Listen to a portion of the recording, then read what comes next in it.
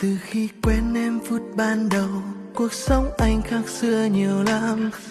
Cho anh cảm nhận tình yêu lớn lên đổi thay từng ngày. Anh biết quý trọng từng giây phút khi có em bên cạnh. Tìm được em là điều vô giá nhất trong anh hàng mong. Ở bên em bao muôn phiền, lo lắng trong anh tan biến hết. Chỉ có nụ cười hạnh phúc ở trong trái tim mà thôi.